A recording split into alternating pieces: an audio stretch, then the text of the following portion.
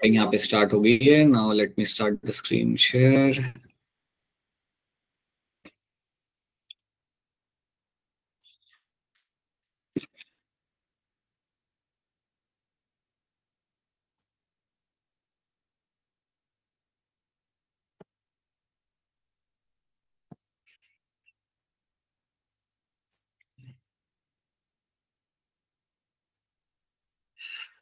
Right, so these are the things we have done. ये हमने पिछले क्लास में डिस्कस किया था, पैटर्न ऑफ बायोडाइवर्सिटी और हमारा क्यों रीजंस है आपके यहाँ पे हाई ट्रॉपिकल डाइवर्सिटी के। तो पहले हमने यहाँ पे देखा था दैट आपका एरिया वहाँ पे अनडिस्टर्ब रहता है because the area has remained undisturb for several ages. Because of that diversification of species has taken place. उसके जैसे आपके यहाँ पे स्पीशीज का डाइवर्सिफिकेशन आपका काफी आसानी से आपके यहाँ पे हो पाया है। तो आज की डेट में जितनी भी आपको यहाँ पे स्पीशीज दिख रही है, that is all because the tropical belt has remained undisturb for a long period of time. ठीक है, so that's reason one. Second, आपके यहाँ पे non fluctuating weather and ample amount of sunlight. आपका स्टेबल एनवायरमेंट आपके यहाँ पे, stable temperature है आपके यहाँ पे, and you have ample amount of sunlight. ये भी आपका एक बहुत बड़े कॉन्ट्रीब्यूटर है आपके यहाँ पे for a maximum diversification. So because of that also you have a huge diversity of plant and animals in this tropical belt. तो ये हम यहाँ पे देख चुके हैं, we have done this thing. Now will start with the species area relationship. क्या होता है हमारा स्पीशीज एरिया रिलेशनशिप, ये हम यहाँ पे देखेंगे। तो हमारे यहाँ पे एक साइंटिस्ट थे, अलेक्जेंडर हम्बोल्ट। इन्होंने एक जर्नी स्टार्ट की, घूमने के लिए गए थे यहाँ पे, मतलब अपने स्टडी के लिए गए थे ये साउथ अमेरिका। तो इन्होंने क्या ऑब्जर्व किया कि as you increase the area of exploration, जैसे आप अपना एरिया ऑफ एक्सप्लोरेशन आप बढ़ाते हो या जितना आप ढूंढना चालू करते हो चीजों को, या समझो कि अगर मैं बर्ड्स को स्टडी कर रहा हूँ और मैं दिल्ली में रहता हूँ, तो पहले मैं क्या करूंगा कि दिल्ली के जितने बर्ड्स है मैं काउंट करूंगा, बर्ड्स की डाइवर्सिटी कितनी है मैं काउंट करूंगा। मुझे पता चला कि दिल्ली के अंदर कुछ 50 स्पीशीज मुझे बर्ड्स की मिलती है। फिर उसके बाद मैं डिसाइड करता हूँ कि मैं अब हरियाणा में कितनी बर्ड्स है उनको मैं काउंट करूंगा, हरियाणा में कितनी डाइवर्सिटी है बर्ड्स की उसे मैं काउंट करूंगा। सो जब मैं हरियाणा को कवर करता हूँ, so I will find the number is going to now increase. अब मुझे 50 स्पीशीज नहीं मिल रही, मुझे अब मिल रही 150 total. So as I increase my area of exploration, the amount of species are going to increase. जैसे मैं अपना यहाँ पे एरिया इंक्रीज करूंगा एक्सप्लोर करने का, so I will also find there will be an increase in the amount of species. So you will find the number of species I will encounter, जो मैं देखूंगा वो भी मेरे यहाँ पे इंक्रीज होगी, but only up to certain extent. This will only happen up to certain extent. तो मेरा area of exploration जब मैं यहाँ पे अपना इंक्रीज करता हूँ, so number of species I will encounter is also going to increase, but this will only happen एक certain extent तक। उसके बाद ये आपका यहाँ पे इंक्रीज नहीं होगा। After that you won't find that getting increase. ठीक है, तो यही हम यहाँ पे सीखते हैं। सो यही आपका बोला गया था आपका अलेक्जेंडर हम्बोल्ट ने, कि जैसे जैसे अपना आप एरिया बढ़ाते हो किसी स्पीशीज को ढूंढने का, तो आपका number of species you will encounter is going to increase. चाहे वो कोई भी टेक्सा हो, चाहे मैं बोलूँ कि मुझे फ्लावरिंग प्लांट्स ढूंढने हैं, मुझे एम्फीबियंस ढूंढने हैं, when I start exploring them, the number of species I will encounter is going to increase. जितना बड़ा एरिया उतना ज्यादा मुझे स्पीशीज मिलेंगी, विच मेक सेंस हर तरीके से, but only up to certain extent. एक टाइम के बाद सैचुरेशन पॉइंट आपको वहां पे आ जाएगा। ठीक है, तो यही बात इन्होंने यहाँ पे एक्सप्लेन किया with the help of this particular graph. यहाँ पे एक फॉर्मूला जो आपको यहाँ पे याद रखना है। फॉर्मूला को याद करने के पहले आप इसे याद रखो, यहाँ पे क्या लिखा हुआ है। Alexander Humboldt observe that within the region species richness increased with the increasing explored area. जितना उन्होंने वहां पे एरिया कवर किया, वैसे वैसे आपका स्पीशीज रिचनेस आपके आपने ज्यादा देखने को आपको मिली, but only up to certain limit, only up to certain limit. तो ये बात आपको यहाँ पे याद रखनी है। In fact relation between species richness and area of wide variety of taxa like angiosperm, birds, bats, fresh water fish turns out to be rectangular hyperbola. तो जब आप अपने एरिया में इंक्रीज करते हो, तो इनका जो रिजल्ट आपका आया था वो ग्राफ पे अगर मैं प्लेस करता हूँ, then it looks like a rectangular hyperbola. और यहाँ पे आपको ये फॉर्मूला याद रखना है। फॉर्मूला आपका यहाँ पे हो जाएगा log s is equal to log c plus z log a. So this is a formula for my species area relationship.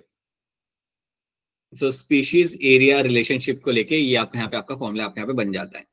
Okay, so s is my species richness, a is my area, z is my slope of line and c is my y intercept. आपको कोई ये formula derive कैसे करा जाता है वो आपसे कोई पूछेगा नहीं, बस आपको ये फॉर्मूला यहाँ पे याद रखना है, log s is equal to log c plus z log a. पता है आपने एक केमिस्ट फिजिक्स के अंदर एक फॉर्मूला आपने पढ़ा होगा, y is equal to mx plus c, पढ़ा होगा ना कभी ना कभी। Yes, sir. पढ़ा है। Yes, sir, पढ़ा है। Yes. इसी कॉन्टेक्स्ट में इससे ही आपका ये फॉर्मूला आपका पे डिराइव होता है। Something we don't have to do that right now, but या उसके रिलेशन में आपका फॉर्मूला आपका पे डिराइव किया जाता है। सो you will be finding here that this is the formula and ये है आपके यहाँ पे वैल्यूज इसके लिए। अब ये लोग यहाँ पे ये करें कि आपका ये रेक्टेंगुलर हाइपरबोला आपका यहाँ पे आ जाएगा आपका ग्राफ, विच मेक सेंस कि आप जैसे अपना एरिया यहाँ पे आप इंक्रीज करोगे, right, you will find the number of species are going to increase over here, increase भी हो रही है, बट एक सर्टेन पॉइंट के बाद there will be a saturation. Okay, और ये आपके यहाँ पे z, this is my slope of line, ये मेरा z है यहाँ पे, that is my slope of line. तो ये आपका स्लोप ऑफ लाइन आपके यहाँ पे which is the value of your z। So इतना है आपको यहाँ पे log s equal to log c plus z log a। And अब आपको यहाँ पे कुछ वैल्यूज याद रखनी है। वैल्यूज आपके यहाँ पे ये कह रही है कि अगर एक छोटा सा एरिया है, अगर एक छोटा सा एरिया जैसे सिटी हो गया, दिल्ली हो गया या पंजाब स्टेट हो गया, या एक छोटा कंट्री है, अगर मैं वहां पे कोई एक पर्टिकुलर ग्रुप को अगर मैं स्टडी करता हूँ, अगर मैं उसकी देखना चाहता हूँ कि वहां पे कितनी स्पीशीज मुझे मिल रही है, तो उसकी जो वैल्यू आएगी ना, that value will be around 0.1 0.2 जितनी आपकी वैल्यू वहां पे आएगी। So let's see that the relationship between the species richness and the area they live is on a logarithm scale is a straight line. That is going to be a straight line जो आपको यहाँ पे दिख रही है, that's a log scale के ऊपर, इसका फॉर्मूला आपको यहाँ पे देख के रखा हुआ है। Okay, there is a formula, this is my slope of line. अब the value of z generally lies between 0.1 to 0.2। so ये आपका हो गया आपका value of z। तो value of z आपका जनरली इतना रहेगा। कब इतना रहेगा? जब आप एक छोटा सा सिटी, छोटा सा कंट्री या एक स्मॉल स्टेट के अंदर अगर आप एक्सप्लोर कर रहे हो। तो अगर आप एक्सप्लोर करते हो एक बड़े एरिया के अंदर लाइक अ कॉन्टिनेंट, अगर मैं कहता हूं कि मुझे जानने हैं बर्ड्स ऑफ दिल्ली, अगर मैं कहता हूं कि मुझे जानने हैं birds of Uttarakhand, that's a small area, तो तब मैं जब वो करूंगा ना, जब मैं बर्ड्स को काउंट करूंगा and I will use this formula, I will get Z की वैल्यू आपकी जनरली आपको इतनी मिलेगी। अगर मैं कहता हूं कि मुझे पूरे अफ्रीका के बर्ड्स को मुझे लाइक जानना है कि कितनी डाइवर्सिटी है, it's a big continent, if I do that then the value of Z is going to change, then the value of z will be between 0.6 to 1.2। तो ये बात आपको यहाँ पे याद रखनी है। इट इज ओनली एप्लीकेबल, ये जो वैल्यू मैंने यहाँ पे लिखी हुई है यहाँ पे, it is only applicable to smaller regions like mollusc of Britain, plant of New York, birds of Germany, all of their values of z lies between the 0.1 to 0.2। लेकिन अगर मैं डिसाइड करता हूँ कि मुझे अपना एरिया ऑफ एक्सप्लोरेशन मुझे अपना रखना है यहाँ पे एक बड़ा कॉन्टिनेंट, then conditions फिर यहाँ पे चेंज हो जाती है। then the value of this slope is, या value of z is going to be my somewhere between 0.6 से लेके 1.2 के बीच में। you can have a look at this, species from different continent shows a wide range of value 0.6 से 1.2 के बीच में। ये तब होता है जब मैं पूरा कॉन्टिनेंट का स्पीशीज रिचनेस जानने की कोशिश करता हूँ। तो कहा यह जाता है कि जब आपका वैल्यू इतना हाई जाएगा, दैट मीन्स आपका जो लाइन ऑफ स्लोप होगा वो आपका स्टीप हो जाएगा। अभी स्लांट था ना थोड़ा, वो आपका वहाँ पे स्टीप हो जाएगा। अब आपसे कोई पूछेगा नहीं कि इन फॉर्मूला को यूज करके you have to derive something, या आपको कोई वैल्यू इसके ऊपर बेस कभी आपका कोई न्यूमेरिकल आपका आएगा नहीं। They will ask you very straight forward simple question जिसमें आपको ये वैल्यूज याद रखनी है, दैट्स इट। कॉन्टिनेंट के लिए the value goes from 0.6 to 1.5। If you are discussing something in terms of a small town और अ सिटी और a state, then the value will be between the 0.1 to 0.2, that's it. So Australia, Africa, ये तो आपके यहाँ पे continent है and that is what will be finding over here. So बड़े area के अंदर आपका स्पीशीज रिचनेस आपका पे बढ़ जाता है। बाय द वे कोई बता सकता है ये कौन सा बर्ड है आपके सामने? What bird it is? No one? Woodpecker तो नहीं है, इट इज माय हॉर्नबिल। शायद आपने नहीं सुना होगा हॉर्नबिल, देखा होगा, सुना होगा सर? सुना है। Yes sir. Hornbill is a very charismatic bird. अभी तो शहरों में भी दिख जाता है, शहरों में भी कई बार ग्रे हॉर्नबिल दिख जाता है। कभी गूगल पे टाइप करोगे ना ग्रे हॉर्नबिल दिल्ली, वहां पे भी शायद घूम रहा होगा कहीं पे। सो there is a small species of grey hornbill, but जो उड़ के जाती है ना आपके ऊपर से, तो you can actually उसके आप विंग फ्लैप आप आराम से सुन सकते हो। It's a very good bird, you might find them in Delhi as well may be. Okay, ये वाला नहीं है, ये वाला नहीं मिलेगा, ये यू डोंट गेट टू सी।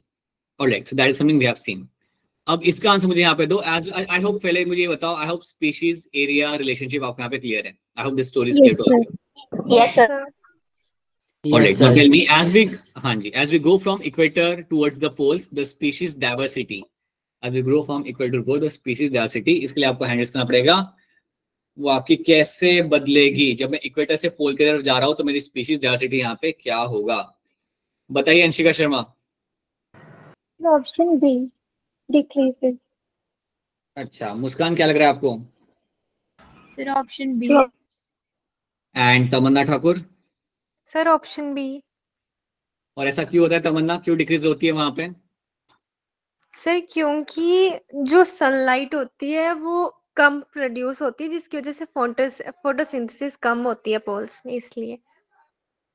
एक रीजन ये भी हो गया, ठीक है। सो यस, आपकी वहां पे लाइट आपकी ऑब्लिकली आ रही होती है तो इतनी सनलाइट नहीं आ रही होती जितनी आपकी इक्वेटर पे आ रही होती है। उसके अलावा these areas are known to have extreme conditions, temperature यहाँ पे आपका स्टेबल नहीं होता। That is also the reason, because of that you don't have a diversification happening over there and these areas have also undergone some kind of event in the past. तो इसलिए यहाँ पे आपका स्पीशीज डाइवर्सिफिकेशन कभी ज्यादा हो ही नहीं पाया, ठीक है। इसलिए near the poles you will never have the good diversity. चलो, ये सवाल तो हमने यहाँ पे कर लिए थे, कई सारे हमने सवाल यहाँ पे किए थे, कुछ सवाल हाँ ये वाला बाकी था। Question number 5, Alexander Humboldt describe for the first time. बताइए बताइए अभिषेक, बताइए क्या होगा इसका answer? Sir species area relationship. Right, so option भी बनेगा यहाँ पे करेक्ट आंसर। अभिषेक फॉर्मूला क्या है इसका? लॉग एस, याद नहीं आ रहा। सर मैं याद बताऊं? नहीं आ रहा, बोलो बेटा बोलो। Sir log s is equal to log c plus z log a। Very good, that is the correct formula, बढ़िया, ठीक है। These are the questions we have done. अब हम स्टार्ट करते हैं हमारे यहाँ पे importance of and loss of biodiversity, इसको हम यहाँ पे देखते हैं। इसके बाद थोड़ा सा करते हैं हम यहाँ पे recall, which of the following is known as a father of diversity. करिए हैंड रेज क्वेश्चन 1 के लिए, इनमें से कौन है आपके यहाँ पे is the father of my biodiversity? बताइए पलक, क्या होगा इसका आंसर यहाँ पे? Sir option C. Option C अगर आप मुझे यहाँ पे कह रहे हो then that is going to be a correct answer. Yes, Edward Wilson is the correct answer. How many genetic varieties of rice are found in India? बताइए पूजा डागर, क्या होगा इसका answer? Sir option A. That's true, option A बनेगा यहाँ पे correct answer. तो पूजा 10,000 species variety किसकी होती है? सर मैंगोस की। मैंगोज की, true. Greenland is ecologically richer than India, this statement is. बताइए चेतना, क्या होगा इसका answer? Greenland is ecologically richer than India, this statement is what? सही है, गलत है, कुछ नहीं पता चल रहा, क्या है, व्हाट इज हैपनिंग? हाँ जी चेतना बोलिए, आपने हैंड रेज किया हुआ है, बताइए। क्या आवाज नहीं पहुंच रही हमारे तक, कोई बात नहीं, बताइए मुस्कान, क्या होगा इसका आंसर यहाँ पे? Sir B. बी कह रहे हो या डी कह रहे हो? बी। शिखा दुबे, क्या होगा इसका आंसर? Sir option B. आप भी डी कह रहे हो? नो सर, बी, सेकंड वाला। तो बोलो ना बेटा। हाँ जी बताइए Abhishek. Sir false. False is the correct answer यहाँ पे, बिकॉज इकोलॉजिकली वो रिचर हो नहीं सकता क्योंकि इक्वेटर से काफी दूर है। It is towards the poles, so you will never have Greenland being having a high diversity. क्यों नहीं है वहां पे high diversity? Because you it has a less ecological diversity. और जो मैंने आपको रीजन बताए थे दो स्लाइड्स पहले, सनलाइट वहां पे ऑब्लिकली आपके वहां पे आ रही है, स्टेबल कंडीशंस आपके यहाँ पे है नहीं, एक्सट्रीम आपका टेम्परेचर वहां पे रहता है, you cannot have a diversity over there, ठीक है। Which of the following has a large number of species in the invertebrates? इनमें से किसके अंदर किसका नंबर सबसे ज्यादा रहता है इन terms of invertebrates? Question number 4, बताइए डिम्पल, क्या होगा इसका आंसर? सर डी लिखा है डिम्पल ने। हाँ हाँ, thank you Abhishek, thank you, right, it is your option D, ठीक है, true. The value of slope of line for a species in Asia and Africa will be in the range of. तो slope of line जो आपके यहाँ पे है उसका value क्या रहेगा अगर हम एशिया अफ्रीका में जाके अगर हम स्टडी करते हैं तो?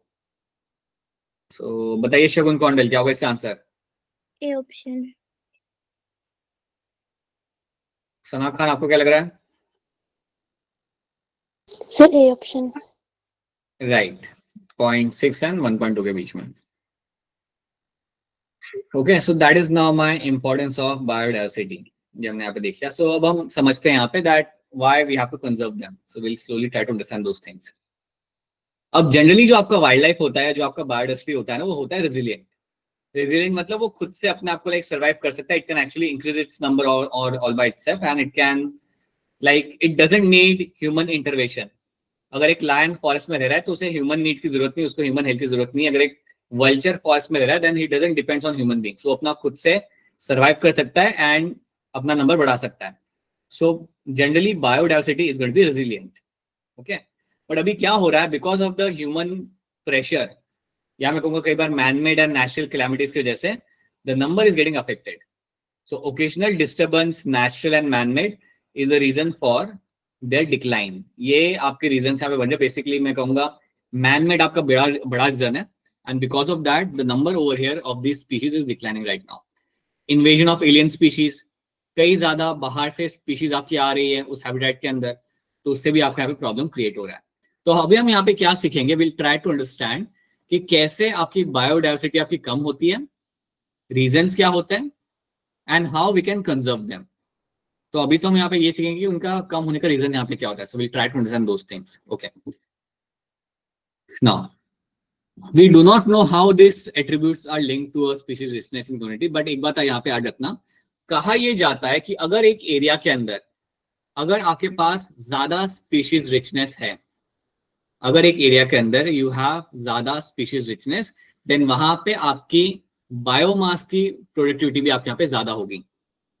तो फॉर एग्जाम्पल कि समझो एक फॉरेस्ट है, वहां पे 15 एम्फीबियन है, 20 टाइप के स्नेक्स हैं, 20 टाइप के रेप्टाइल्स हैं, 45 टाइप्स के बर्ड्स हैं, 100 टाइप के मैमल्स हैं. अगर ऐसा कोई पैच ऑफ फॉरेस्ट है, then I can clearly see that forest has a species richness. अगर किसी पैच ऑफ फॉरेस्ट में you have a species richness, then understand that वहां पे आपका ऑर्गेनिक बायोमास भी आपके वहां पे ज्यादा होगा. You will have high amount of biomass, और वहां पे आपकी ओवरऑल प्रोडक्टिविटी भी आपके यहाँ पे ज्यादा होगी. सो आपका बायोमास भी यहाँ पे ज्यादा बनेगा कलेक्टिवली, और आपका प्रोडक्टिविटी भी आपके यहाँ पे ज्यादा होगा. ये बात दिमाग में बिठा लो. This is something was said to us by David Tillman. So David Tillman ने आपके यहाँ पे ये बोला था कि अगर एक एरिया के अंदर you have a high amount of species richness, then वहां पे आपको प्रोडक्टिविटी और ऑर्गेनिक बायोमास आपको वहां पे ज्यादा मिलता है. तो ये बात आपको यहाँ पे रखनी है याद. So if you have high diversity, the productivity is also going to increase. Okay, they are not able to find a exact link to this relationship, but ये उन्होंने वहां पे देखने के लिए उन्हें वहां पे मिला है. इसके अलावा मैं आपको यहाँ पे एक और चीज बताना चाहूंगा. What we have seen, when you have a species richness, when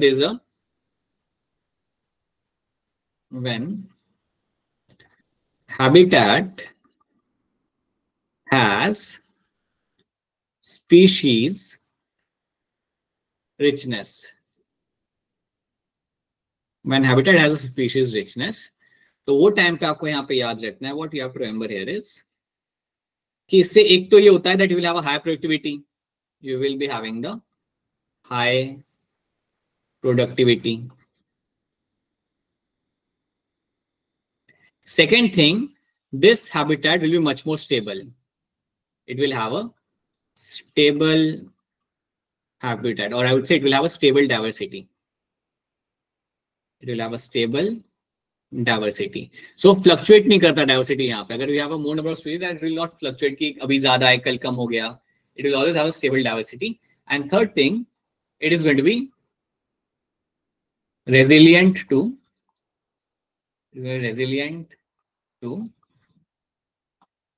natural calamities. अगर कोई नेचुरल कैलामिटी वहां पे होती है तो आपका ये जो पैच ऑफ फॉरेस्ट होगा ना, वो काफी जल्दी रिवाइव कर जाएगा.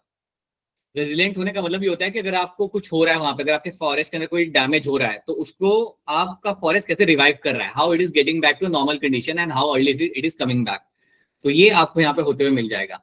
सो अगर आपका एक पैच ऑफ फॉरेस्ट है, अगर वो पैच ऑफ फॉरेस्ट के अंदर कोई नेचुरल कैलामिटी होती है, या अगर समझो वहां पे कोई एलियन स्पीशीज आपके यहाँ पे आ गई, तो वो पैच ऑफ फॉरेस्ट अगर वहां पे हाई स्पीशीज रिचनेस है, then it will be able to overcome that and will be able to bring it back into a stable condition. तो ये हमने देखने के लिए हमें यहाँ पे जनरली मिलता है that if you have a high species richness, आपका प्रोडक्टिविटी वहां पे ज्यादा होता है. You always have a stable diversity in that habitat. उसके साथ साथ अगर कोई वहां पे नेचुरल क्लैमिटी आती है या कोई अगर बाहर से कोई स्पीशीज वहां पे आती है, डैमेज करती है, तो आपका फॉरेस्ट काफी जल्दी रिकवर कर लेता है, आपका जो हैबिटेट होगा वो काफी जल्दी अपने आप वहां पे रिकवर कर लेगा। सो ये बातें आपको यहाँ पे याद रखनी है when you have a high species richness in a habitat. और ये बात हमें किसने बोली थी? This is something which was conveyed to us by my David Tilman. तो ये बात आप याद रखना, this is again one of the very important point in terms of my David Tilman and his hypothesis that species richness does increase the productivity. क्या ये बात आपको यहाँ पे समझ आ रही है? Is this thing clear to all of you? Yes, sir. Yes, sir. Yes, sir. This is what you have to understand. So I hope these statements are very much clear to you. यहाँ पे आपके क्या हो रहा है? He showed that plot with more species shows less annual variation in biomass. यहाँ पे आपका जो biomass के अंदर जो वेरिएशन आता था ना, वो आपका ज्यादा था नहीं। अगर आपकी स्पीशीज वहां पे ज्यादा है, देन आपका हर साल का जो बायोमास जो आप करेगा वो आपका स्टेबल रहेगा, इट वोंट वेरी, वो आपका ज्यादा चेंज नहीं होगा।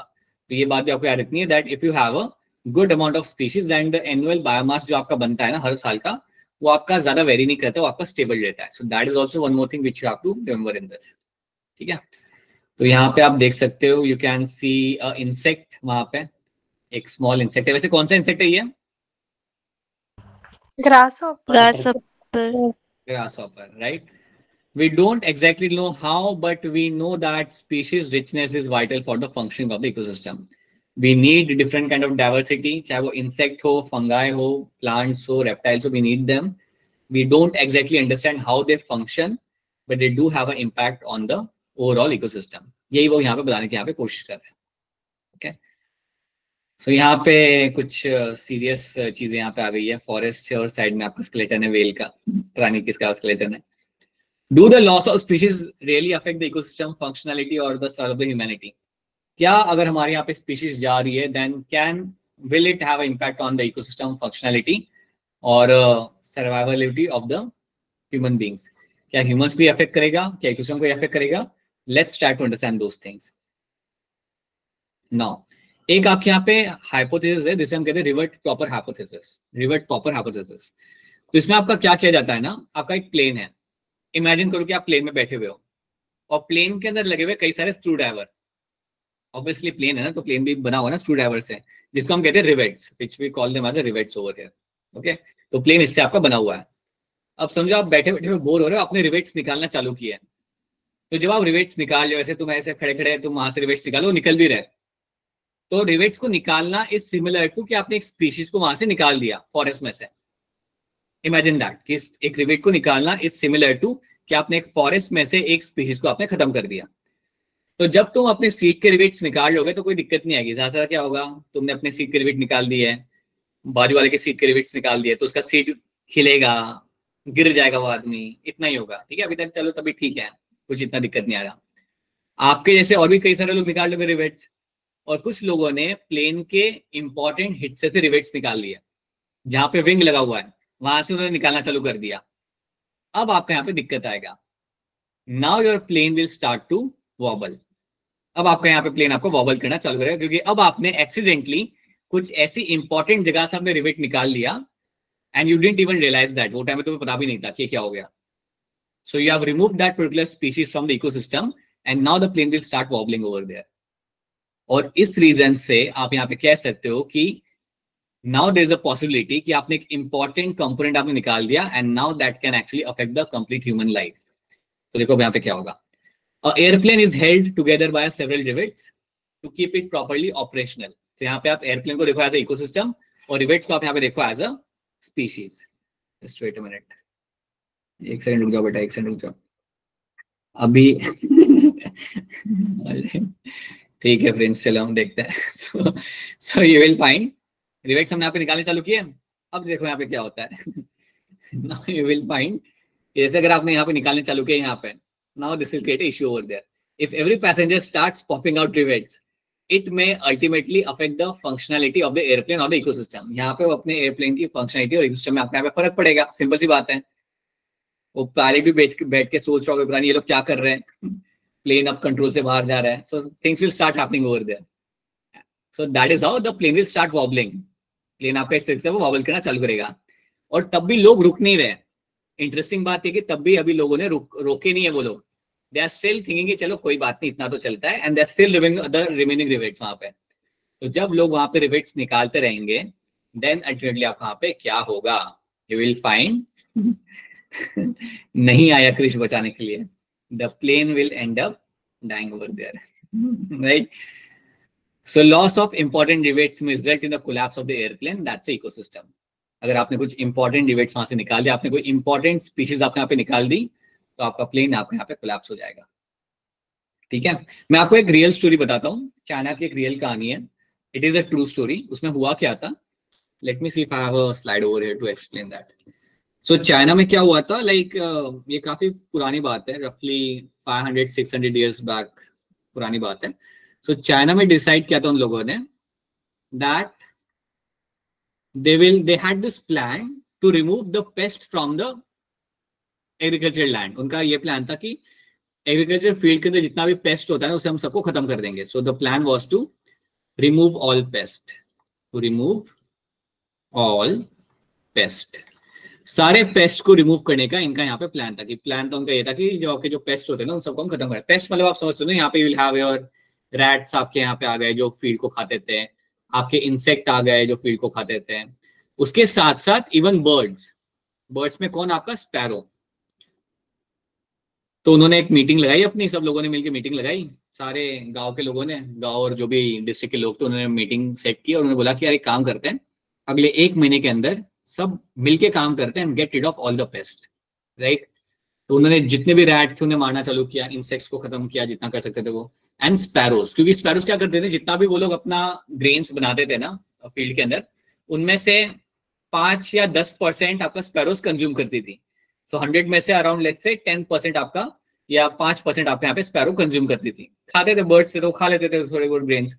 सो they start to remove them. तो उन्होंने उन्हें वहां पे रिमूव करना वहां पे चालू किया। अब जब उन्होंने ये चालू किया, ये उनका ड्रिल चला महीने भर। महीने भर के अंदर दे एक्चुअली रिमूव्ड रफली around 3 lakh sparrows were killed.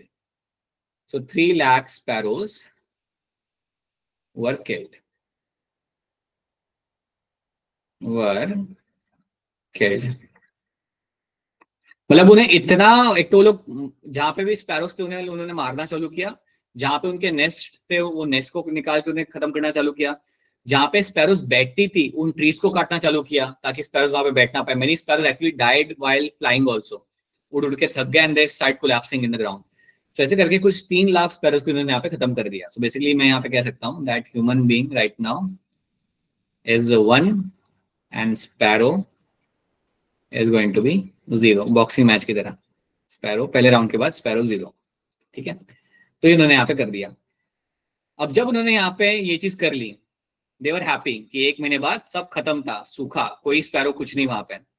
Now what happen, monsoon केम, और मॉनसून के आने के बाद उसके कुछ ही दिनों के बाद वहां पे इंसेक्ट्स आए। और इंसेक्ट में कौन से वहां पे, लोकस्ट। अब लोकस्ट इंसेक्ट आपके पहले भी आया करते थे वहां पे, बट इस बार लोकस्ट की पॉपुलेशन आपकी बहुत ज्यादा थी। Locust is one of the insect which occupied the area, and locust आपका ऐसा इंसेक्ट था जिसके वजह से दे वर सो अफेक्टेड, क्योंकि इसका पॉपुलेशन था बहुत ज्यादा। So it was insect, so it has a high population. और जब इसका इन्वेजन वहां पे हुआ, व्हेन दिस इंसेक्ट इन्वेडेड, तो इसको खाने वाला स्पैरो वहां पे था ही नहीं। स्पैरो को तो आपने यहाँ पे खत्म कर दिया था। तो जब लोकस्ट का वहां पे इन्वेजन वहां पे हुआ था, because of that a large amount of crops were destroyed. जितने भी उनके यहाँ पे क्रॉप्स थे वो सारे वहां पे डिस्ट्रॉय हो गए। मतलब डिस्ट्रॉय इतने गंदे तरीके से वहां पे हुए थे, वहां पे डिस्ट्रॉय लोकस्ट कैसे वहां पे आपके crops, that actually they were suffering with famine. खाने के लिए कुछ उनके पास वहां पे था ही नहीं, लाइक पूरा सूखा पड़ा था, like the complete area became barren. लोगों के पास खुद के खाने के लिए वहां पे कुछ, वहां पे आपके लाइक पल्सेस या कुछ भी उनके पास रहा नहीं था। In a span of next year around 50,000 people died. In a span of next year, around 50,000 humans died. The number is less actually, it was much more than that. Now people died because of lack of food. Because of famine, these many number of people actually died. और ये number आपका बढ़ता ही गया। मतलब एक time पे situation इतनी आपके यहाँ पे खराब हो गई थी कि लोगों को जाके अलग अलग डिस्ट्रिक्ट से जाके स्पैरो पकड़ के वो लोग ला रहे थे और वहां पे रिलीज कर रहे थे। उन्होंने ये कंडीशन आ गई थी, दे वर थिंकिंग लाइक यार पकड़ के लाते स्पैरो रिलीज करते समथिंग माइट हैपन, बट इतना खराब कंडीशन वहां पे हो गया था that start people actually start dying over there. And this was one of the best example that once you remove some important species, you might not even realize that how important or how impact it can create on the ecosystem. So now actually I can say sparrow 1 and human 0, or yeah, for sure Prince, बल्कि मैं कहूँगा sparrow 50,000 human 0 human 1 and sparrow 50,000, I would say that. So that actually happened. This actually happened in China and this was a case study. जब आप ecology पढ़ते हो ना बड़े level पे, तो इसको आपको समझाया जाता है how species can have impact on the ecosystem, you might not even realize that. जब वो जाती है ना तब आपको पता चलता है। ओके, तो ये चीज आपको यहाँ पे याद रखनी है। आप कुक करके खाएंगे ठीक है so this is what you find happening, ठीक है। ओके, सो नाउ यहाँ पे देखते हैं, according to David Tilman plot with species tend to have what, and इस करेंगे आप लोग यहाँ पे। So if you have a determined plot with more species tend to have what? बताइए शिखा दुबे, बताइए क्या होगा इसका आंसर यहाँ पे, बोलिए Shikha. Sir option C. Option C आपके यहाँ पे सही आंसर है। प्रोडक्टिविटी रिमेन्स अनअफेक्टेड, आपकी प्रोडक्टिविटी आपके यहाँ पे अफेक्ट नहीं होती, राइट, और रिमेन्स स्टेबल बेसिकली, या इंक्रीज होती है but it won't get decreased over there. That is going to be your option C यहाँ पे। Okay, sorry over here the answer is going to be, sorry, this is not going to be answer, it will be my option B, sorry, shows lesser biomass variation। आपका year two year जो आपका variation आपका आएगा biomass के अंदर, आपके यहाँ पे कम रहेगा, it will be a less variation in terms of my when you have a condition where you have a high species richness, आपका बायोमास का वेरिएशन जो आपका यहाँ पे रहेगा आपका यहाँ पे कम रहेगा। सो बेसिकली आपका स्टेबल रहता है आपका बायोमास का कंटेंट, वो आपका चेंज नहीं होगा। So that's going to be your option B यहाँ पे, ठीक है। So now let's jump on to your loss of biodiversity. सब हम यहाँ पर बात करते हैं हमारे क्या है रीजन बायोडाइवर्सिटी के लॉस। चलो आप लोग बताओ मुझे हैंड रेज करके, what do you think why we are losing biodiversity according to you. आप लोग भी बताओ पहले, what is the reason as per you, by raising your hand quickly answer this, ताकि हम लोग आगे बढ़ सके। क्या है रीजन आपके हिसाब से जिसकी वजह से हमारी यहाँ पे खत्म हो रही है, बताइए तमन्ना, बोलिए। सर सबसे इम्पोर्टेंट पोल्यूशन। ठीक है, आपने एक चीज बोल दी, बस एक ही चीज बोलनी है, ठीक है। देन इशिता कुमारी बोलिए।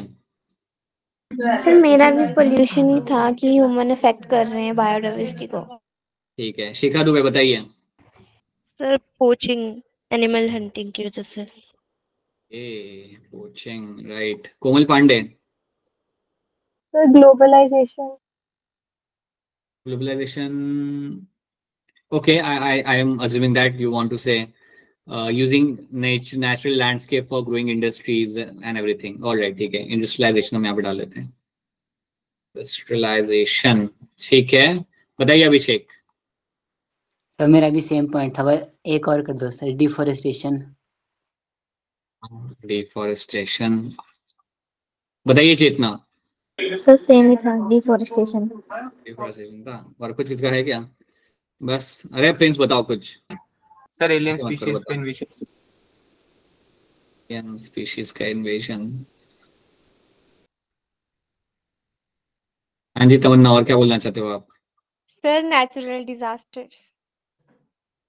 नेचुरल डिजास्टर, सुनामी आ गया, सारे गाय जो थे वहां पे बह गए, नेचुरल डिजास्टर से गाय तो वाइल्ड लाइफ में आएगा भी नहीं, but that can have be also be a reason. होता है, काजीरंगा जो है ना अपना नेशनल पार्क आसाम में, वहां पे दिक्कत आती है, फ्लड होता है ना, तो many animals die because of that, it does happen, ठीक है।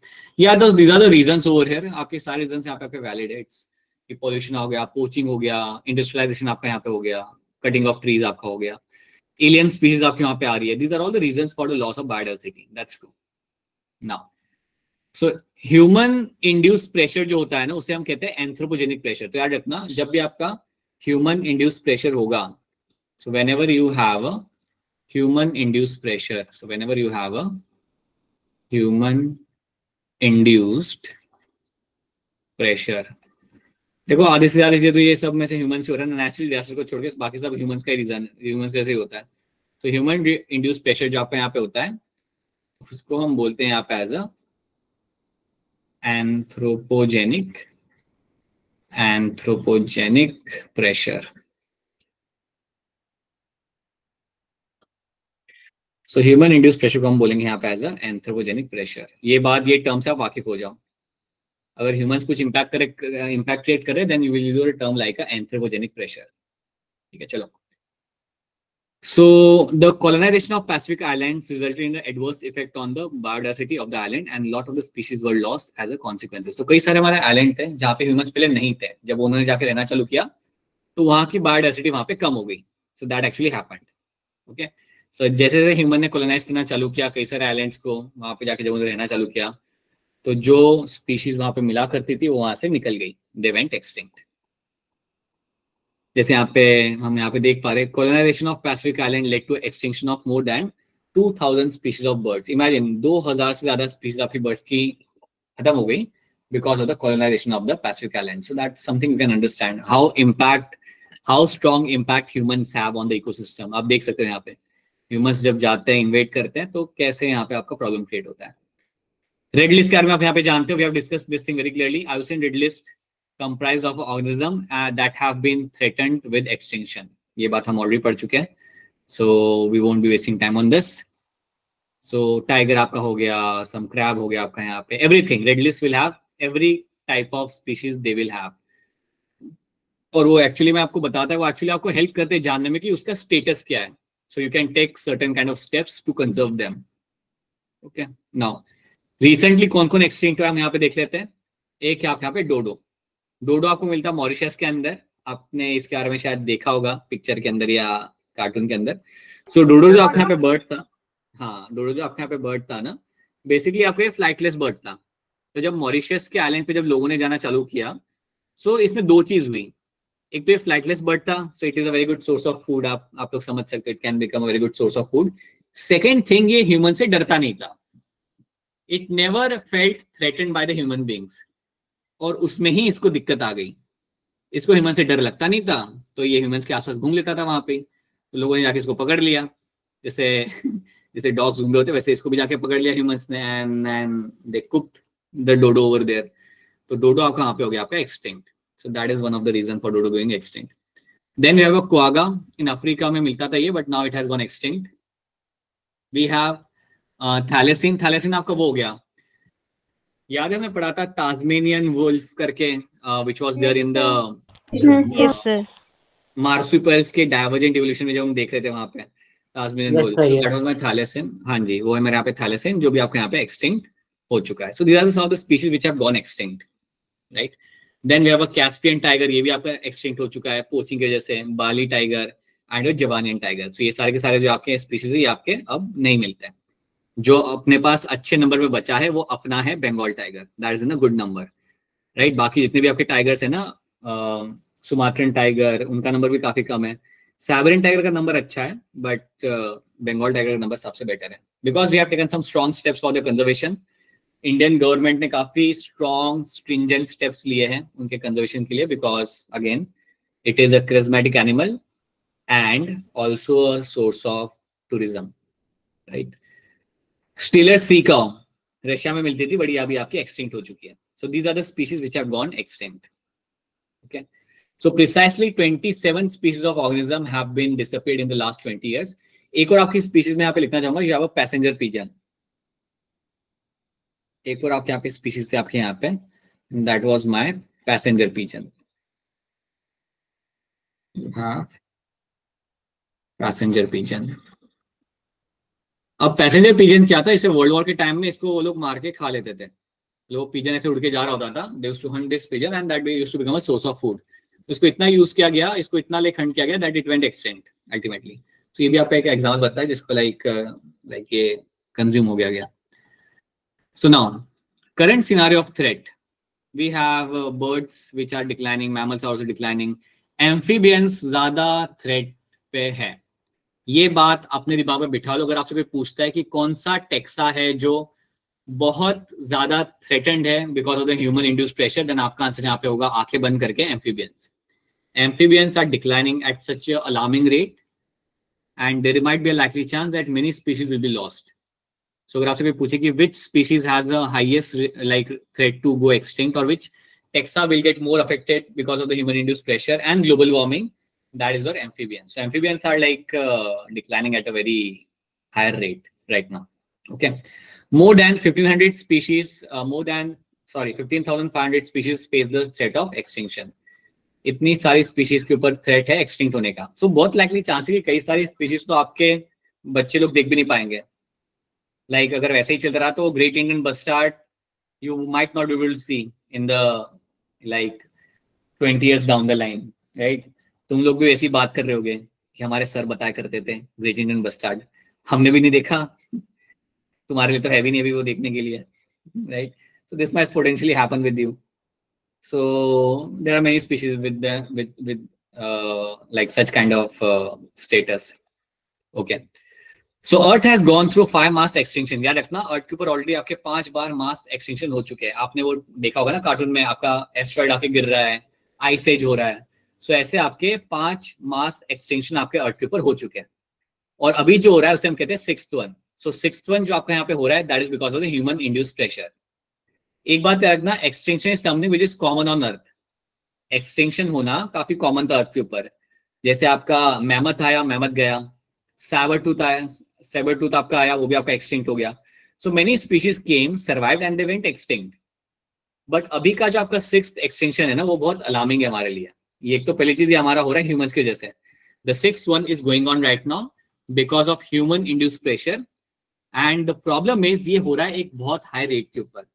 अरे क्या चल रहा है तुम लोग का सर, डायवर्सिटी तो हमारे जमाने में राइट यही आप बोलोगे सर अगर ह्यूमंस भी एक्सटिंक्ट हो गए तो. नहीं बेटा, ये तो नहीं हो रहा, मुझे लग रहा है ऐसा कुछ हो रहा है. ऑलराइट, ठीक है, चलो चलो. सो अभी आपका हो रहा है यहाँ पे 6 एक्सटिंक्शन, 6 मास एक्सटिंक्शन अभी आपका हो रहा है because of human induced pressure. तो देखो यहाँ पे क्या लिखा हुआ है, इसे पढ़ो ध्यान से. 6th mass extinction event is 100 to 1000 times faster than the previous one. ये आपका 100 to 1000 times faster होता है than the previous one, and nearly half of the total species might wipe out in next 100 years. अगले 100 साल के अंदर काफी likely chance है कि आधे से ज्यादा स्पीशीज आपकी वाइप आउट हो जाएगी. That might be possibly happen over here. ठीक है, चलो.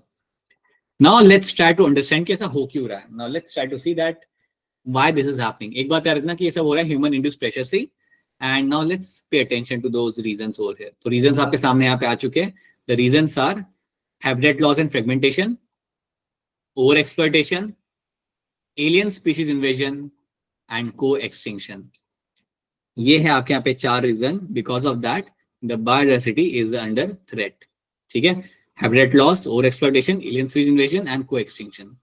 तो इनको ही हम यहाँ पे थोड़ा सा ध्यान से सीखेंगे. So let's try to pay attention to them. So let me start with the habitat loss. मैं यहाँ पे बात करता हूँ अबाउट हैबिटेट लॉस की, तो इसको आप थोड़ा देखना. तो we have a habitat loss slash fragmentation. हाँ, तो चलिए देखते हैं यहाँ पे क्या हो रहा है. सो अब आप सोचो यहाँ पे that you have a patch of forest, right. आपका एक बड़ा सा आपका पैच ऑफ फॉरेस्ट था आपका यहाँ पे. So you had a big patch of forest over here. आपने क्या किया, आपने डिसाइड किया कि मैं यहाँ पे रोड बनाऊंगा. लाइक गवर्नमेंट ने डिसाइड किया कि वो यहाँ पे रोड बना लेंगे. और जब आप डिसाइड करते हैं यहाँ पे कि आपने यहाँ पे रोड बनाना है, तो आपको फॉरेस्ट को कट करना पड़ेगा. सो आपको बेसिकली फॉरेस्ट को यहाँ पे कट करना पड़ेगा. तो अगर आप फॉरेस्ट को कट कर रहे हो, सो बेसिकली आपका रोड आपका यहाँ से बीच में से पास हो रहा है. So this is your road which is actually passing through a patch of forest. तो आपने क्या किया, यहाँ पे आपने फॉरेस्ट को यहाँ पे कट कर दिया.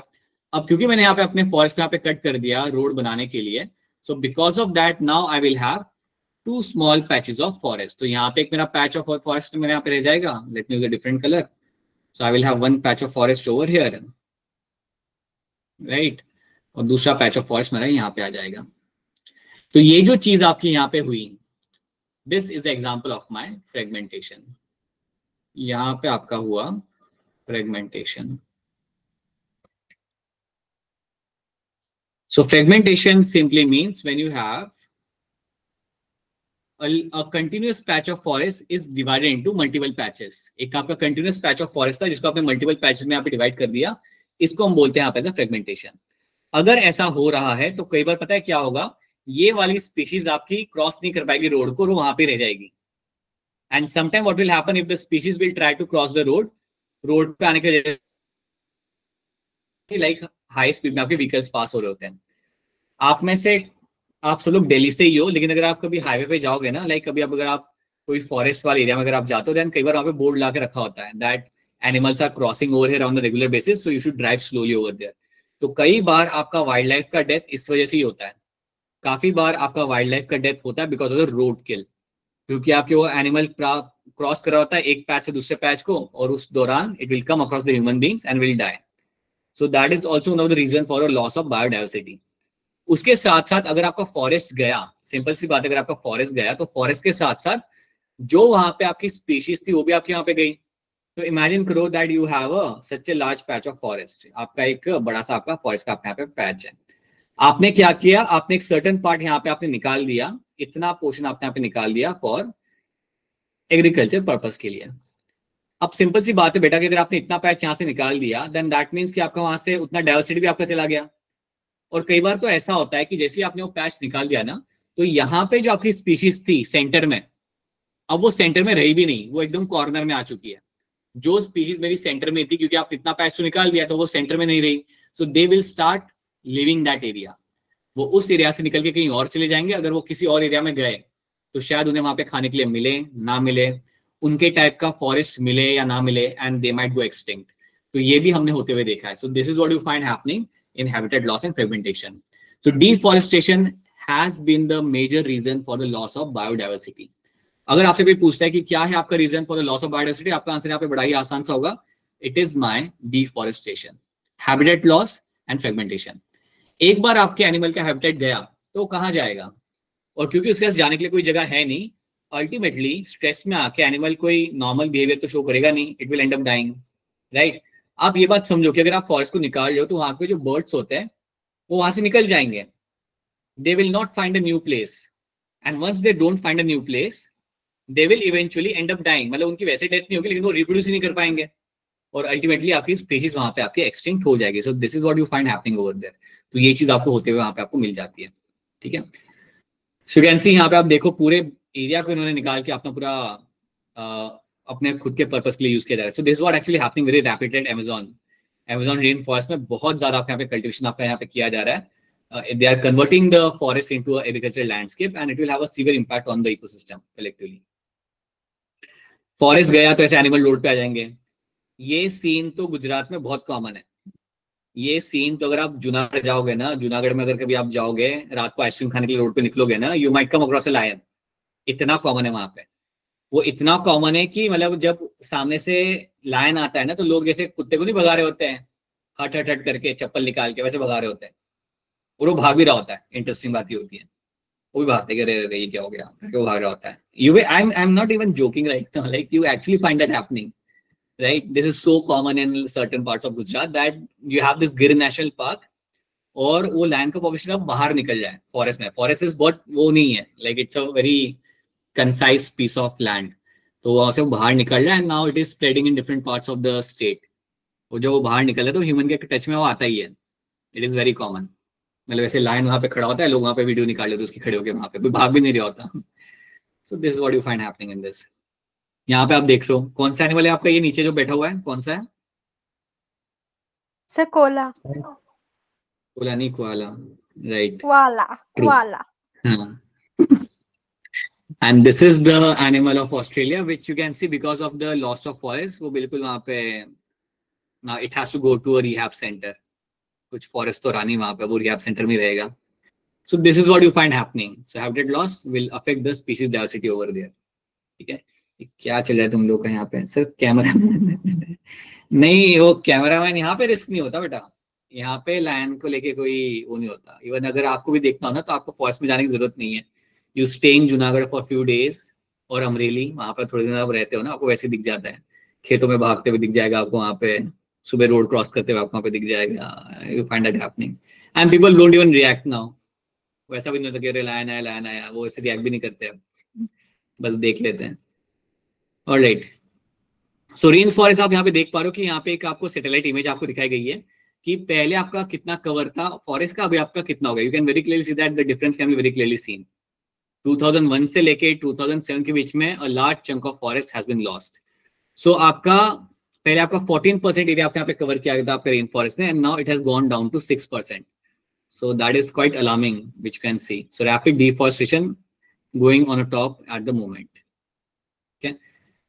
So you can see this is also example of a fragmentation. So Amazon rainforests are being exploited for farming and grazing cattle. तो ये सब हम यहाँ पे कट करें ताकि हम फार्मिंग कर सके, कैटल को ग्रेज करा सके. That's why they are doing that. And surely this will have a severe impact on the global ecosystem. याद रखना इन सब चीजों का ग्लोबल लेवल पे एक सीवियर इम्पैक्ट होते हुए आपको मिलेगा कुछ टाइम, और हो भी रहा है, and you will find that happening in the recent years. Okay. तो ये एक आप यहाँ पे रीजन हो गया, habitat loss and fragmentation. I hope it's very much clear to you. Now let's talk about my other reason, that's my over exploitation. जब आप किसी रिसोर्सेज को हद से ज्यादा इस्तेमाल करते हो, जब आप किसी रिसोर्सेज को अगर आप हद से ज्यादा इस्तेमाल करते हो, उसको हम कहते हैं यहाँ पे एज ओवर एक्सप्लॉयटेशन. जितना आपको चाहिए था उससे आपने ज्यादा निकाला, और ह्यूमंस करते हैं, you know that. Humans are well known to do that. इसको हम बोलते हैं यहाँ पे as over exploitation. Humans have been dependent on nature for food and shelter from the beginning. So they are being exploiting all the time. अगर आप देखोगे तो कई सारे आपके जो एरियाज होते हैं ना आउटस्कर्ट्स वाले, अब आपके आउटस्कर्ट्स वो रहे ही नहीं. They have become cities and they have become some new apartments have been found over there. तो आपका सिटी भी एक्सपांड हो रहा है. So expand किस कॉस्ट पे हो रहा है? You are removing some patch of land, a patch of forest is getting converted over there. So over exploitation को हम एक और तरीके से यहाँ पे समझते हैं. Let me give you an example of your fishing. ये आप यहाँ पे समझना. ओवर फिशिंग एक बहुत बढ़िया यहाँ पे एग्जांपल है. So over fishing is a very good example. इसके थ्रू आप अच्छे से समझ पाओगे. अब फिशिंग के साथ क्या होता है ना, जनरली फिशिंग की अगर हम बात करते हैं, अगर हम मैं इंडियन कोस्ट लाइन की अगर मैं बात करूं, तो ओशन के अंदर आप फिशिंग करने के लिए जाते हो. So when you go for a fishing, एक टाइम होता है जब आप फिशिंग नहीं करते हैं. So there is one time when you don't go for fishing, and that time is going to be between the month of July to October. So जुलाई से लेके अक्टूबर के बीच में आपको क्या मिलेगा यहाँ पे? There will be no fishing. कोई बताएगा यहाँ रीजन क्या होगा, क्यों गवर्नमेंट यहाँ पे ये टाइम पे फिशिंग को अलाउ नहीं करती? Anyone can tell me that? ये अलाउड नहीं है ये टाइम पे. Anyone? No one? ठीक है. ये टाइम के अंदर आप जनरली यहाँ पे फिशिंग अलाउड नहीं करते हैं ओशन के अंदर, बिकॉज ये टाइम होता है आपका breeding time. This is the time for fish to breed. So this is the breeding time for the fish. This is the breeding time for fish. एक तो ये ब्रीडिंग टाइम आपका यहाँ पे होता है, उसके साथ साथ this is the time when you will be finding you will have a large number of small fishes in the ocean. तो ये टाइम पे आपको काफी ज्यादा आपके यहाँ पे स्मॉल और I should say baby fish आपके यहाँ पे ओशन में आपको यहाँ पे ग्रो करते हुए आपको यहाँ पे मिलेगी. अब यहाँ पे होता ऐसा है, what you find happening here is कि आज के डेट में इवन इस ऑफ सीजन के अंदर you go for a fishing, people go for a fishing, क्योंकि उनके पास बहुत एडवांस शिप्स होती है, एडवांस नेट्स होते हैं, then they go for a fishing. तो जब आप मॉनसून के सीजन में जब आप फिशिंग करने के लिए जा रहे हो, तो आप एक बात समझो कि वो टाइम पे आप जब फिश पकड़ के ला रहे हो, so you are also catching some small fishes and baby fish. तो इन सबको आपने कैच कर लिया. जो आपके बड़े फिश थे उनको तो आपने कैच किया ही किया. You have also captured the baby fish over there. अगर मैं इन सबको कैप्चर करूंगा, if I am capturing all this fish over there, then आप एक बात को यहाँ पे समझो, आपका नेक्स्ट जनरेशन बनाने के लिए आपका बेबी फिश तो रहेगा ही नहीं ना फिर. To make a new generation of fish in future, ये बनाने वाला था आपका नया जनरेशन फ्यूचर में, बट इसको अगर आपने वहां से निकाल दिया, then there will be no new generation. And because people are doing that, this becomes example of my over exploitation. जितना आपको हार्वेस्ट करना है उससे आप ज्यादा कर रहे हो. आप वो टाइम पे हार्वेस्ट कर रहे हो जब मेरी फिश ब्रीड कर रही थी. तो अगर आपने वही टाइम पे अगर फिश को मैंने हार्वेस्ट कर लिया, तो आपका फ्यूचर जनरेशन तो आपका बनेगा ही नहीं. अगर आपका फ्यूचर जनरेशन अगर आपके यहाँ पे नहीं बन रहा, देन अल्टीमेटली आपके यहाँ पे क्या होगा? You will find decline in the population of the fish. You will find this will lead to a decline in fish population. और ये आज की डेट में इंडिया के हर एक कोस्ट लैंड में आपको ये देखने के लिए आपको मिल जाता है. आप किसी भी अगर कोस्ट लैंड में जाओगे ना, अगर आप पूछोगे वहां के लोकल फिशरमैन को कि आज से 20 साल पहले आपको कैसी फिश मिलती थी, अगर आपको अभी कैसे फिश आपको मिल रही है, तो वो आपको बता देंगे कि आज से 20 साल पहले हमें ओशन के डेप्थ में जाना भी नहीं पड़ता था। हम हमारे शैलो एरिया में भी अगर हम जाते, मतलब बहुत अंदर अगर हम नहीं भी जाते थे, तब भी हमें हमारी फिश मिलती थी।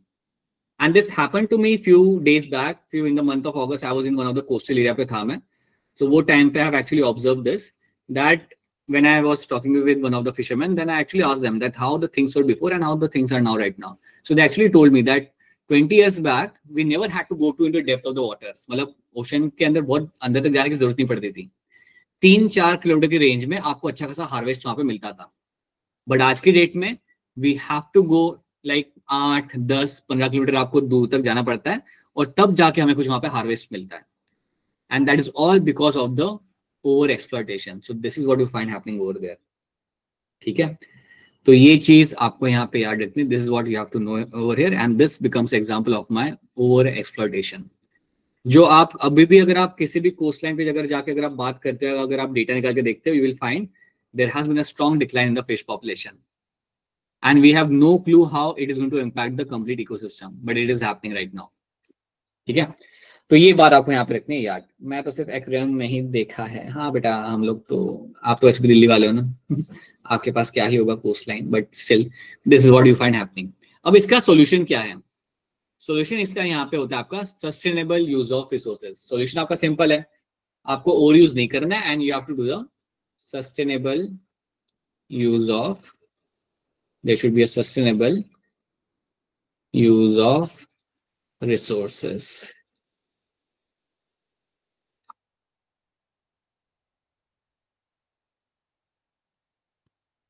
ओके, इसका मतलब यहाँ पे क्या होता है कि आप रिसोर्सेज को इस तरीके से आप यूज करो ताकि वो फ्यूचर जनरेशन को भी देखने के लिए मिले। वहां पे you are using the resources in such a way ताकि वो फ्यूचर जनरेशन को भी वो रिसोर्सेज यूज करने के लिए वहां पे मिले। इसका एक बहुत बड़ा एग्जांपल मैं आपको यहाँ पे दिखाऊंगा, क्रैब हंटिंग इन यूएसए। तो यूएसए के अंदर क्या होता है कि वो लोग क्रैब पकड़ने के लिए जाते हैं, हर सीजन में उनका एक टाइम होता है जो वो जाके क्रैब को पकड़ते हैं। आप देख पा रहे हो ये नीचे लोग क्रैब को हंट कर रहे हैं। अब जब वो लोग क्रैब को केज से बाहर निकालते हैं, when they take out all the crabs from the cage, वो लोग क्या करेंगे, उसे मेजर करेंगे क्रैब को।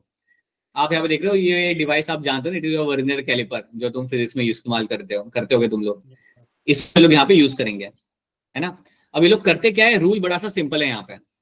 रूल यहाँ पे आपका ये है कि अगर मेरा क्रैब वहां पे छोटा है उसे मैं वापस पानी में डाल दूंगा, अगर मेरा क्रैब वहां पे फीमेल है तो उसे मैं वापस पानी में डाल दूंगा।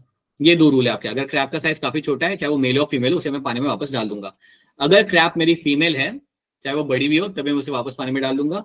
अगर मेरा क्रैब मेल है और बड़ा है, तभी मैं उसे लेके रखूंगा अपने शिप के ऊपर। तो इस तरीके से आई एम इंश्योरिंग दैट कि हर साल हमें वहां पे बाय कैच मिलेगा, हर साल हम आके यहाँ पे हमारा हार्वेस्ट कर सकते हैं। सो this is example of your sustainable use of resources. हाँ प्रिंस, थोड़ा तो है लेकिन अच्छा है। हर एक क्रैब को चेक करते हैं। हाँ right, they will doing this with every crab, right, फटाफट करते हैं। They do it on a very rapid. बहुत लोग होते हैं, 2 लोग नहीं होते, बहुत लोग होते हैं वहां पे। They do it very quickly and क्योंकि वो एक्सपर्ट होते हैं तो उन्हें ज्यादा टाइम लगता भी नहीं है पता लगाने में। And they start throwing the crabs which are female crabs and small crabs, and the larger one they will keep on board, right? Always, yes, always it's man, right? So this is what you find happening over here. ठीक है, so यहाँ पे वही कहा जा रहा है आपसे that our greed for the resources of nature's resources has left a number of species extinct in the past few years. क्योंकि हमारा इतना वो है ना, हमें चाहिए, सब चीजें चाहिए, because of that the number of things have been lost. तो आई होप ये टर्म आपको यहाँ पे समझ आ रहा है। I have taken this 2 example just to make you explain what is my over exploitation और इसका क्या इंपैक्ट होता है। You can always undertake the sustainable use of resources ताकि आप फ्यूचर जनरेशन के लिए भी आप उन रिसोर्स का लाइक रख सको, ने जो वहां पे हमने यहाँ पे एग्जाम्पल लिखा था। ठीक है, यहाँ पे ट्रीज को हम कट करें, वो भी ओवर एक्सप्लॉयटेशन आपके यहाँ पे हो गया। फिशिंग हम कर रहे हैं यहाँ पे, that is also over exploitation. So number of things we are doing right now. Next condition जो आपकी यहाँ पे आएगी, that is your alien species invasion. अब इसके बारे में आपने पढ़ा है, इसके बारे में मैंने आपको बताया भी था, अगर आपको याद हो तो बताया हमने एक स्नेक के बारे में बात किया था। क्या नाम था उस स्नेक का जो एलियन स्पीशीज था आपका? याद नहीं रहता आप लोगों को कुछ भी? बर्मीज पाइथन अभी भी याद आ रहा है? Yes sir. सबके सब है यहाँ पे, संजय सिंघानिया। कुछ याद ही नहीं आता तुम लोगों को? सो बर्मीज पाइथन के बारे में मैंने आपको बताया था। अभिषेक बता दो क्या स्टोरी थी बर्मीज पाइथन की, जल्दी बता दो।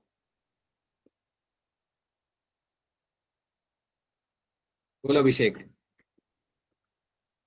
No one remembers what was the story of Burmese python, जो हमने बात करी एलियन स्पीशीज का। जिसको याद है वो अपना हैंड रेज करके स्टोरी बताइए इसकी, क्या थी इसकी कहानी यहाँ पे। ये देखो, नो वन। बहुत बढ़िया अभिषेक, बहुत बढ़िया। मुस्कान कुमारी, आपको भी नहीं याद? सर इंडिया से लेके गए थे अमेरिका में कुछ। हाँ हाँ राइट, सही है। हाँ, साउथ अफ्रीका से वो लोग लेके गए थे, अमेरिका में लेके गए थे। सॉरी, साउथ एशिया से वो लोग लेके गए थे अमेरिका में। फिर क्या हुआ था?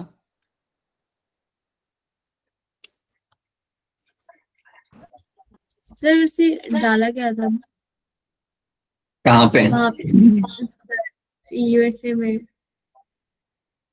अरे बेटा, ऐसे कैसे स्टोरी बताते हो तुम लोग? अभी आप लोगों को पूछो कि सर उन्हें बताओ। जंगल में छोड़ दिया था।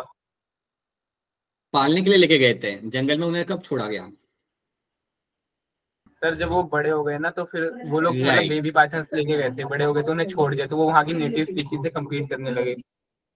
एग्जैक्टली। सो बेसिकली आपका यहाँ पे यही हुआ था कि वो छोटे लेके गए थे यहाँ पे, जब वो बड़े हो गए वहां पे, then they actually release them into the wild, क्योंकि उनसे हैंडल नहीं हो रहा था। अब 14 फुट का पाइथन कौन पालेगा? सो उन्हें रिलीज कर दिया। And when they release in the wild, तो now that python started feeding on the native species. Compete नहीं, वो फीड ही करने लगा उनके ऊपर, खाने लगा उन लोगों को वहां पे। And because of that many native species actually died. तो ऐसा होता है when it comes to my alien species invasion. आपने एक एग्जांपल देखा था वहां पे, that was example of my cactus plant and a moth, जो कैक्टस प्लांट को खाता था। कुछ याद यस आ रहा है सर। आपको? ये हमने देखा था। हाँ। यस अभिषेक सर। ये तो बता दो यार, ये तो स्टोरी बता दो कम से कम, कैक्टस वाली। सर वो कैक्टस को लेकर आए थे और वो एलियन स्पीशीज थी सर। और राइट, ट्रू। फिर सो राइट, कैक्टस को आप सर वो लेके आए एकदम थे से और वो ज्यादा एलियन ग्रो, स्पीशीज थी। हाँ। सर वो बहुत जल्दी ग्रो होगी और उसके लिए कोई प्रेडेटर भी नहीं था, तो वहाँ के लोगों ने उसके लिए प्रेडेटर मौत लेके आई, फिर वो खत्म हो गया। राइट, हाँ। सो वो एलियन स्पीशीज वहां पे ग्रो करने लगी, एंड बिकॉज उसका कोई वहां पे प्रेडेटर था नहीं, तो इट वाज ग्रोइंग रैपिडली। तो उसको खत्म करने के लिए they actually brought the moth over there, and because of that the population actually came to control. Yes, true. When an alien species is introduced in a particular environment, it is turns invasive, वो invasive हो जाती है, and pose a threat to a indigenous species, और जो बाकी local species वहां पे होती है उसको थ्रेट प्रोवाइड लाइक पोज करती है। सो फॉर एग्जांपल आपका नाइल पर्च। नाइल पर्च आपकी जो फिश होती है नाइल रिवर में आपको मिलती है। You know that the Nile river आपकी अफ्रीका की one of the biggest river है। सो नाइल रिवर जो आपके यहाँ पे होती है, वहां से हमने ये फिश लेके आए, और इस फिश को उन्होंने कहाँ पे डाला? लेक विक्टोरिया के अंदर। Let me right it down. इस फिश को इन्होंने डाला यहाँ पे एक लेक के अंदर, that was my lake Victoria.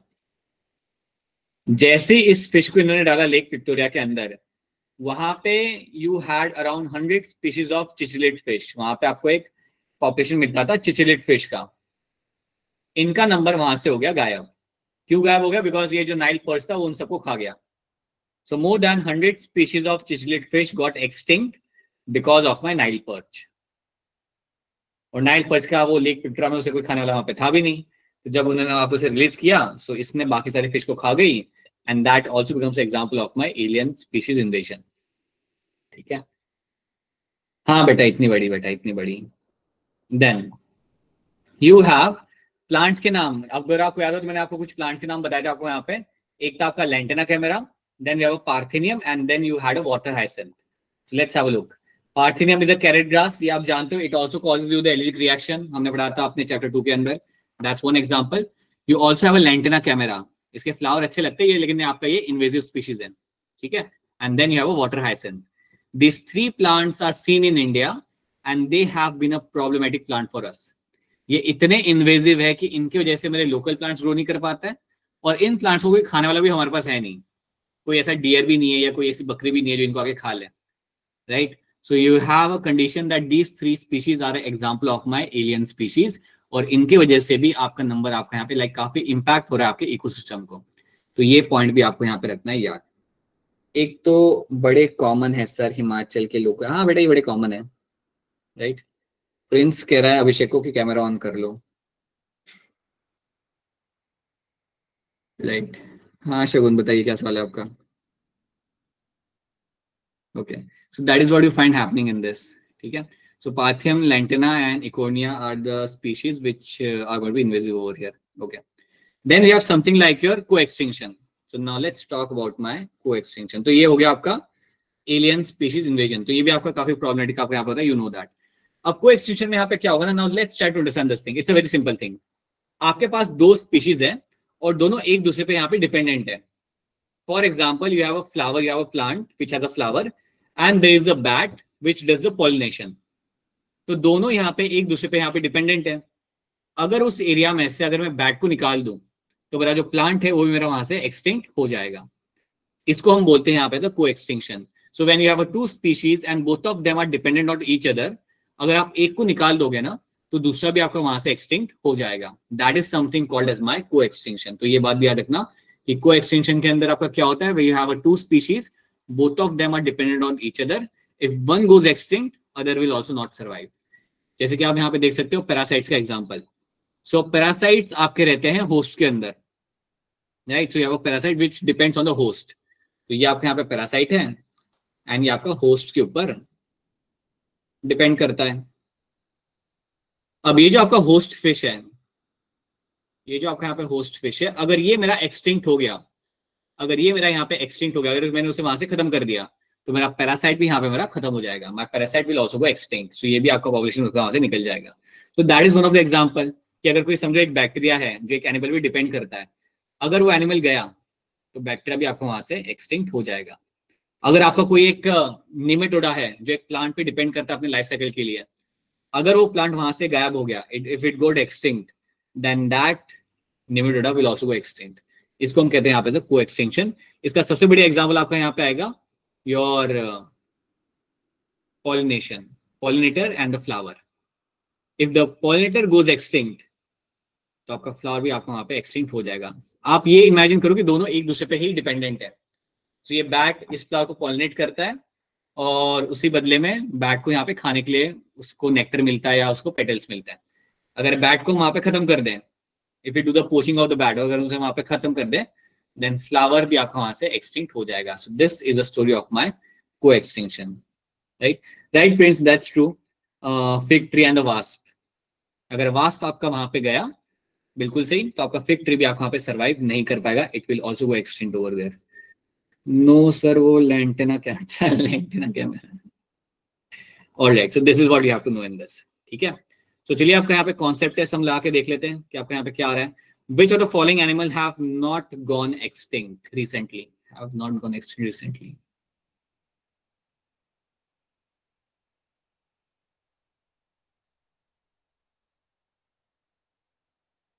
There is something, पहले तुम लोग अपना आंसर बताओ मुझे, पहले तुम लोग आप लोग का आंसर यहाँ पे देखते हैं।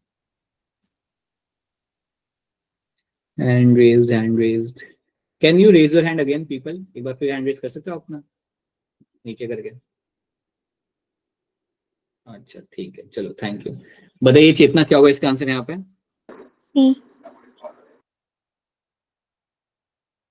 ओके प्रिंस, क्या होगा इसका आंसर यहाँ पे। सी होगा sir. Abhishek. Sir brachiosaurus. I'll tell you something. This is not a correctly framed question actually, because Brachiosaurus is actually a dinosaur.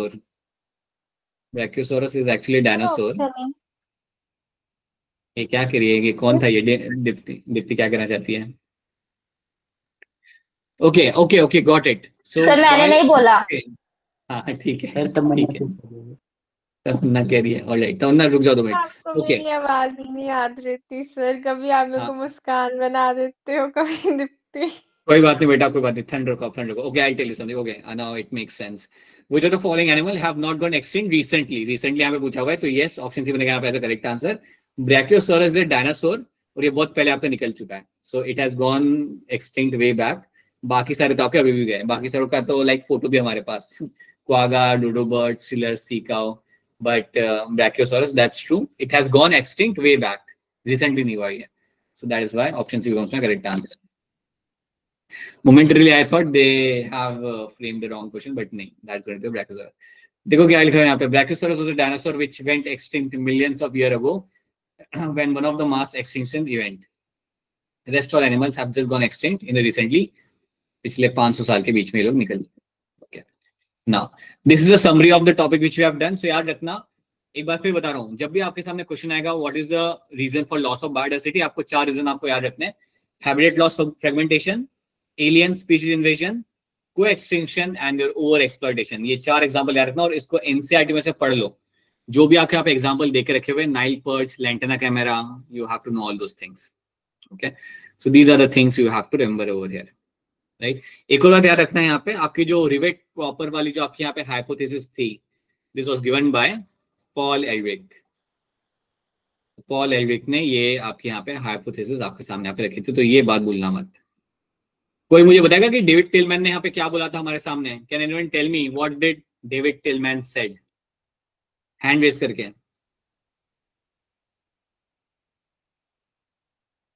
बताइए Muskan Kumari, what did David Tilman said? Sir उन्होंने कहा था कि जितना हम अपना एरिया को इंक्रीज करेंगे उतनी नंबर ऑफ स्पीशीज बढ़ेंगे। नहीं बेटा, वो डेविड टिलमैन नहीं थे, that was your Alexander Humboldt थे वो वहां पे, वो अलग थे। डेविड टिलमैन अलग थे, राइट। बताओ Prince, what did David Tilman said? Sir जब स्पीशीज ज्यादा होंगी तो किसी भी बायोमास में जो वेरिएशन आएगा वो कम होगा। That's one thing, anything else उसके अलावा? When you have a high species richness, then you will have a annual variation जो आपका रहता है बायोमास के अंदर, वो आपका पे कम रहता है। That's going to be true. उसके अलावा चेतना बताइए और क्या था? जितनी ज्यादा डाइवर्सिटी होती है उतना ज्यादा हायर प्रोडक्शन होता है।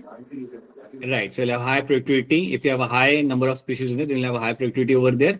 इसके साथ साथ मैंने आपको एक और पॉइंट बनाया था, if you have a high species richness, then that habitat क्या हो गया? क्या हो? हाँ, right. Yes, the habitat will, the diversity over there will remain stable. Along with that, you will find it is going to be resilient to your any kind of natural calamities. अगर कोई वहाँ पे अगर आपका natural calamity से कोई damage होता है या अगर कोई वहाँ पे alien species का invasion होता है, then वो habitat अपने आप को आसानी से revive कर पाएगा. It can bring back into a normal condition very soon when you have a high species richness. तो ये चीज आपको यहाँ पे रखनी है याद. This is what you have to know over here. ठीक है, तो ये हमने यहाँ पे देख लिया. These are the things we have seen. और ये सारे नंबर याद रखना. 6th mass extinction is happening at a very high rate. वो रेट है आपके यहाँ पे 100 से लेकर 1000 times faster than what is happening in the past, and that is why it is a concern. और ये आपके reasons आपको यहाँ पे याद रखने हैं, that what are the reasons over here to make things worse. So these are the things you have to know. अगर आपको इतनी चीजें पता चल रही है, then this lecture, this chapter now will take only one more lecture. एक और lecture और फिर आपका ये chapter यहाँ पे आपका खत्म हो जाएगा. So all we need is one more lecture to wrap up biology grade 12 का syllabus. Then we'll have to do revision and then you have to do the 11 grade का, ठीक है, right? अच्छा, ये क्वेश्चन का आंसर बता दो यहाँ पे आप. Which of the following pair of organism are exotic species introduced in India? इनमें से कौन सी आपकी स्पीशीज है जो एक्सोटिक है? एक्सोटिक मतलब बाहर की, फॉरेन की, राइट? एंड हाँ चलो बताइए कोमल शर्मा, क्या होगा इसका आंसर यहाँ पे? सर ऑप्शन ए. ऑलराइट, परिधि आपको क्या लग रहा है? सर ए. परिधि, after a long time you have raised your hand. I think this is the first time I'm seeing you raise your hand. In last 200 years, I haven't seen that happening. Happy to see that. करा करो बेटा, अच्छा लगता है देख के. बताइए मुस्कान, क्या होगा इसका आंसर यहाँ पे? सर ऑप्शन है. Right. Lantana camera and your water hyacinth are the two examples. I'll tell you some of Lantana camera, na? Like there was one of the scientists which came in India and he was moving around in a botanical garden. And he was quite happy to see lantana. उसने lantana का एक छोटा सा plant देखा था and he was quite happy. Oh, lantana camera, like wow, such a nice plant.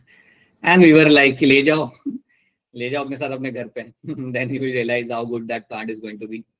So it happens sometimes you don't even realize it's a alien species. So इतनी अच्छी वैसे लगती है वैसे देखा जाए तो small plant के अंदर, but it's an invasive species.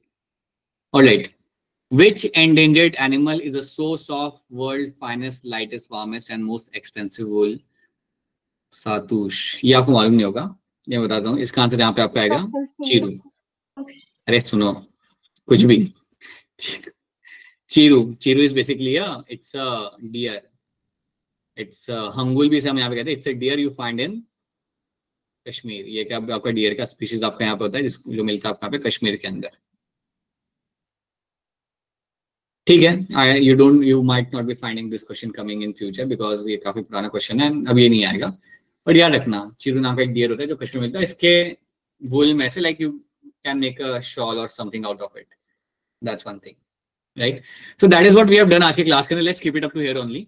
और हम जब अगली बार मिलेंगे सो अगले क्लास पे तो हमने करना है रिवीजन ऑफ बायोटेक, उसका कर लेंगे हम थोड़ा सा यहाँ पे रिवीजन। क्या कहते हो, रिवीजन करना है या चैप्टर खत्म करना है, क्या कहते हो, what do you think? Chat में लिखना, चैट में लिखना, चैट में, ऐसे नहीं मानूंगा मैं, फिर रात को मैं चैट देखूंगा आप लोग की, क्या किसको ज्यादा वोट मिले। रिवीजन भी कर सकते बेटा, हम लोग रिवीजन कर लेंगे, अच्छा स्कोर आ जाएगा आपका बायोटेक का। आप ऐसे मत बोलो कि रिवीजन नहीं करना, हमें तो बायोटेक आता है, बहुत अच्छे से आता है। डोंट से दैट, सबका स्कोर चाहिए मुझे अच्छा वाला। We can think about it, or we can do something. We can have some time for revision. We can have some time for chapter, but that won't, complete the chapter. Actually, I will be needing a complete 75 minutes. All right, ठीक है. So let's wrap this up. This is what we have done आज की class के अंदर. ये हमने यहाँ पे कवर किया. इतना NCERT में से पढ़ लेना, अपना टाइम निकाल के do that, because this is something you have to see, right? NCERT पढ़ो, समझो, अगर समझ नहीं आ रहा then reach out to me. All right. So that's it people, that's what we have done आज की क्लास के अंदर। यहाँ पे आपका लेक्चर खत्म होता है। We'll catch you again on Saturday.